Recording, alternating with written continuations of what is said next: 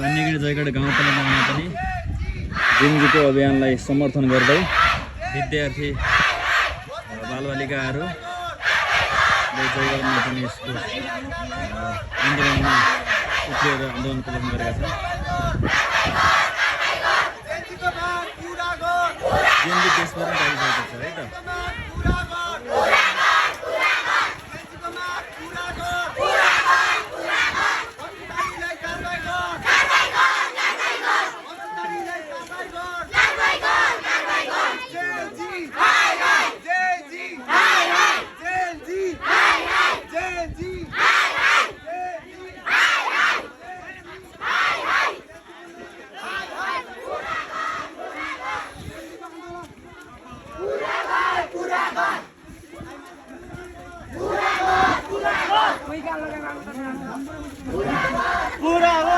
शान्तपूर्वक गर है खाँदा शान्तपूर्वक।